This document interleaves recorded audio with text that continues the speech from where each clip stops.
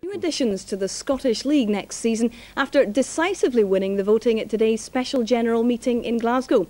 The Highland League teams easily acquired the necessary 44 votes each on the first ballot.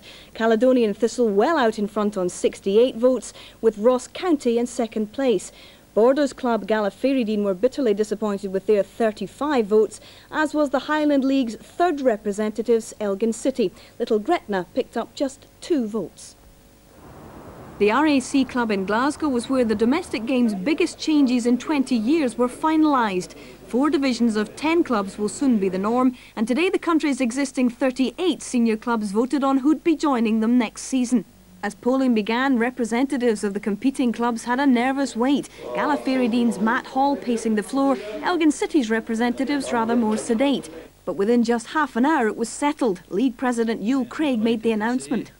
First out the hat came Caledonian Inverness Thistle. Second out of the hat was Ross County, who achieved 57 votes. So a Highland League double, and the 2 chairmen toasted their success, with the Inverness outfit immediately pledging to spend £1 million. Good start, all for the football. Well, all for the football club. I mean, the new stadium that will be taken care of by private enterprise and funding through the Inverness and Enterprise Board. So one of these days, will we see Caledonian Thistle in the Premier Division? Is that perhaps the hope? If I can live long enough, that would be my greatest day. So an amalgamated Inverness side in as expected, and their neighbours Ross County believe that their 4-0 Tennent's Scottish Cup win over Forfar at the weekend may just have swung the Premier vote their way. I think it probably swayed the ones that were sort of sitting on the fence, and people that were a wee bit of doubt as regarding whether it be Ross County or Gretna or Elgin or whatever.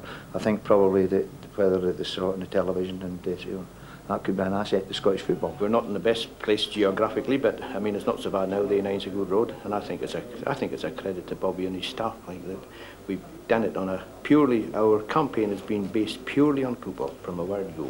There was desperate disappointment though for the southern teams, Gala and Gretna, who believed that geography was on their side, and indeed for the left-out Highland League outfit, Elgin City. But they have vowed to fight on.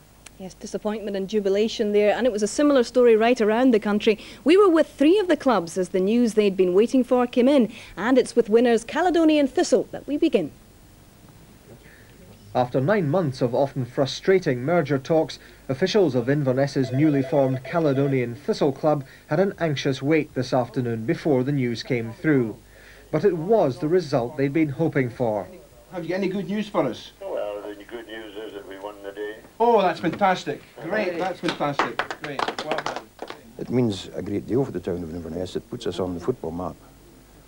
It also means a lot for the youth of Inverness because they now actually have something much better to aim for in Scottish League football. No, I'm not only talking about Caledonia now. Most Highland League clubs who have played in the Scottish Cup have all done well over the years, and it also gives a chance now to the younger lads, who a lot of schoolboys who go down south to get attached to Premier League clubs and English clubs. Now it's giving them the opportunity to stay where they are with their folks and hopefully make the grade with a Scottish League club in their hometown. The club's next move is to build a new all-seater stadium on the outskirts of Inverness, after the celebrations of course. Craig Anderson, reporting Scotland, Inverness. Tonight, Gala Fairydean said football supporters in the Borders felt snubbed by the vote. The club had put forward a good case, and today in a town famous for rugby, many waited nervously to see if professional football was coming here. Even newspaper staff were tense. The Southern reporter prints tonight and had pictures ready for both outcomes. The papers backed Gala Fairydean's bid all the way, yet it was just going to be a click on the computer to decide which picture went in. Sadly, yes, it will be. We obviously have this contingency. It's it's going to be cheers or tears one way or the other. And sadly for Gala, when the club chairman rang in from Glasgow, it was Gala's worst result of the season. I'm afraid to announce that we haven't been successful. And so dejected Fairydean supporters knew the club's scarf would not now be going out of the Borders. Very, very disappointed. A lot of hard work going into trying to get in, and it must be devastating for them in Glasgow. Terrible.